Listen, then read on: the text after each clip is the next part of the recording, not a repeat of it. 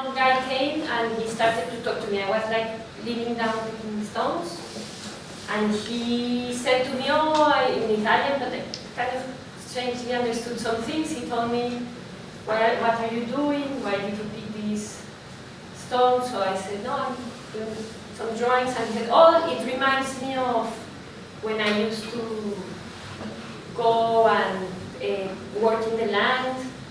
And also when I used to go to my family, he had some family in Spain, and they were picking fossils. Fossils? Yeah, fossils. Fossils are those...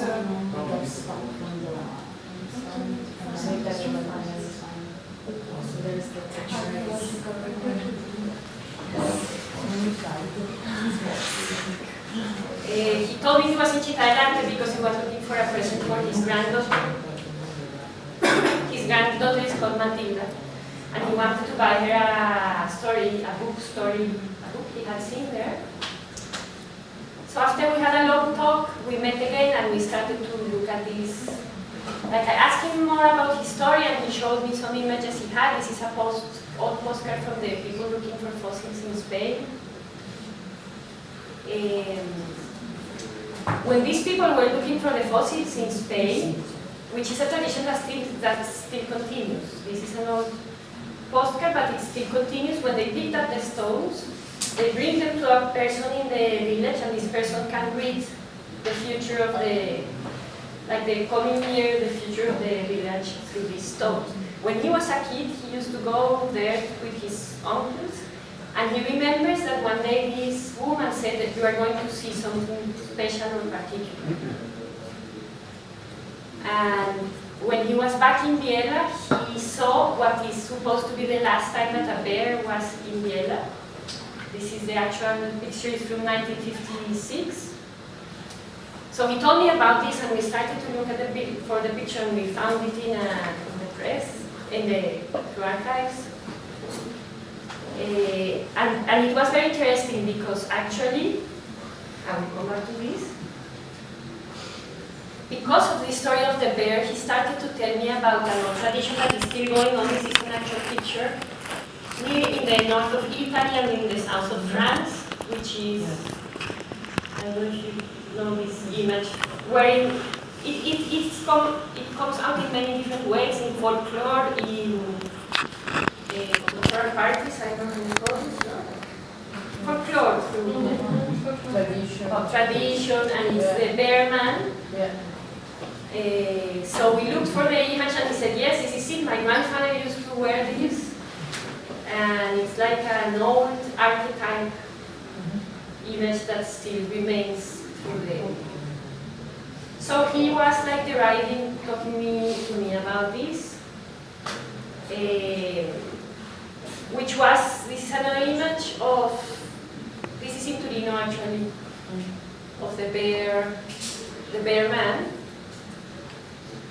And it was interesting because the story he was looking for to buy in Cittadellarte is an old children's tale that is called The Bear Skin. And The Bear Skin is a story from the Grimm brothers. There are many versions in Colombia. I knew the version with the donkey, which is different. But it has to do with wearing, maybe you know the story, yes?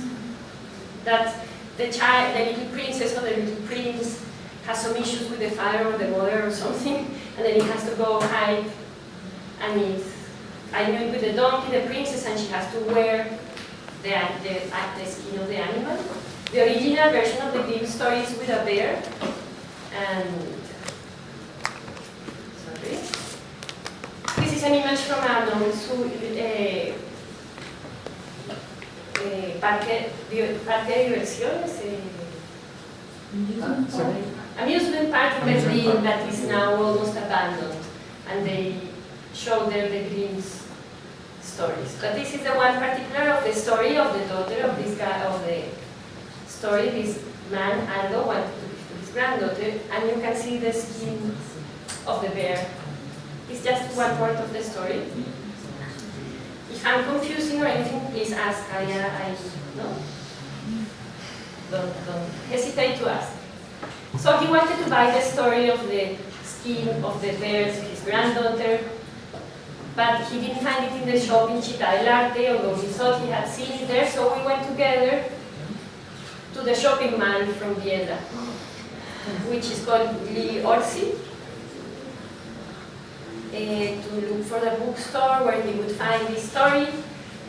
As I was telling you, the story has to do with hiding yourself through this animal skin, and then after 5 years, in the case of the Grimm story, the person comes out because the devil ends. In that case, for example, the devil told him, you can have as much gold as you want if you keep yourself 5 years without washing or cutting your hair. So he starts to look like a bear. And the devil says, but I know if you will be able to do this, so you have to show me how strong you are in the Grimm state. And he kills a bear, and he takes the skin of the bear. So after 5 years, he finally can wash himself, and he finds love, and he's a human again. So it's like a passage, right? Rito? Of going through this animality issue. This is also in front of RESÒ shopping mall in Biella. So actually, bears are very important in Biella. This is the old park. It's built in 1875, and this is the bear of the city that is built there. And that there is one of the dogs that I was talking about. That many people go around looking in Biella with their dogs, which is the closest to animality I have seen in Biella, domestic dogs. Anyway, this guy, Aldo, kept telling me his stories. At some point he told me it's interesting because he was explaining to me, this is not anymore a bear skin, it's made out of wool. And he used to work in a wool factory which actually was owned by these two men. They were famous for doing cashmere, Loro Piana brothers. So we found this news. Loro Piana brothers become billionaires selling cashmere to Louis Vuitton. The Loro Piana family has been trading wool and fabric since the early 1800s, according to the company's website.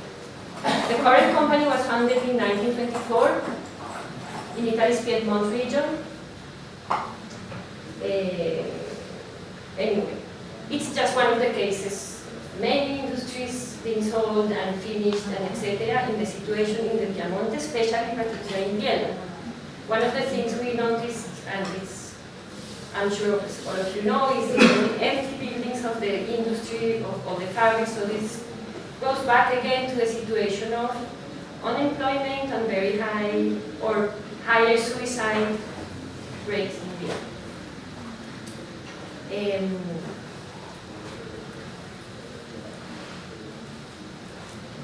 So, after Aldo this is just a little piece of my conversation with Aldo.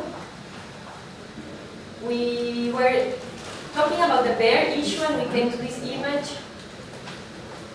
And now I will go very shortly back to the map to explain you a little bit what I was doing, just as a game.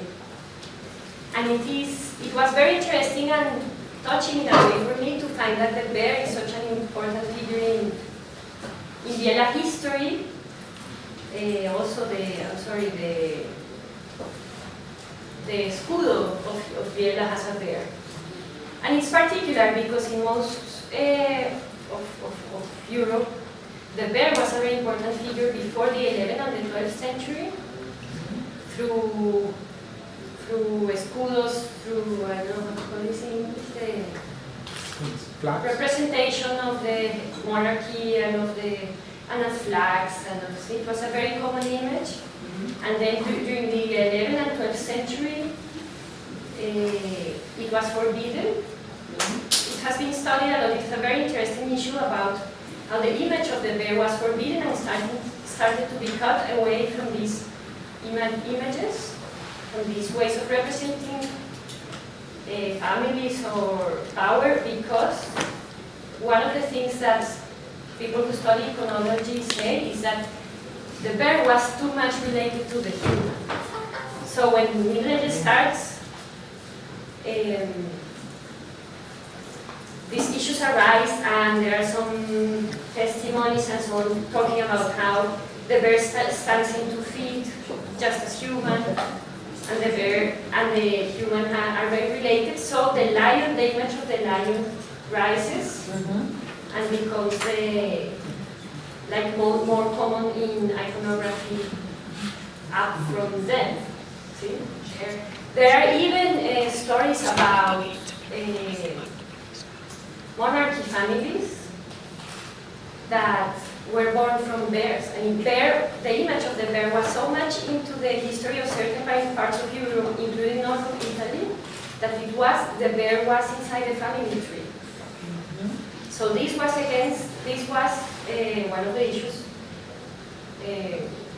which the rising of what was then to be the Catholic Church started to fight against and try to abolish the image of the bear as an important archetype through the imaginary. So I found it very interesting to see between this kind of search that I was making to see the bear as an image that still remains in Vienna and what it had to say about animality, about the savage that is inside a human, and about, again, this relationship between being human and being an animal, which is also like the limit or the of language, of rationality, and of ways of dealing with the crisis. I was showing this to Juan and he told me, because I said it's a hairy man, and he told me yes, but he walks in 4 feet too, because his knees have no hair.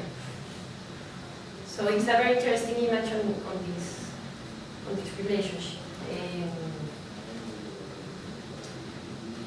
Well, I wanted to make this kind of crazy demonstration because I'm really interested in trying to let the images speak and to show you our work in process, not to get to any conclusions before I really reach them. So now what I'm doing is I'm preparing a small visit guide in Biella. Guided tour. Sorry, guided tour through Biella, where I'm going to be an expert, a fiction expert, on Biella's history, and I will be telling it from the contemporary side, like a tourist guide, but I will, through indirect ways, which is how I work, to grab this information. So when I do this kind of fiction result, I don't talk about this directly, but I use all of these as a material to make people make connections by themselves, again trying to respect the original material. This has also to do, and I'm finishing, with some image that I grasped from Walter Benjamin, and he talks about I was telling you about the filo of the diente, how you call this in English. When you bite, the teeth has to be sharp. Sharpness of the teeth. He uses this metaphor, Walter Benjamin, to talk about poetry and critical image as an image that is able to be sharp. Also, critical position has to be sharp. And he talks about theory. Now I put the word also art criticism as a way of making this sharpness lighter. See? So I'm interested in looking at the images as material and trying to grasp the original critical sharpness that it has. And this has to do with throwing material to the people so that you can make relationships with it. So I hope this was not too confusing. I don't know if you have any questions.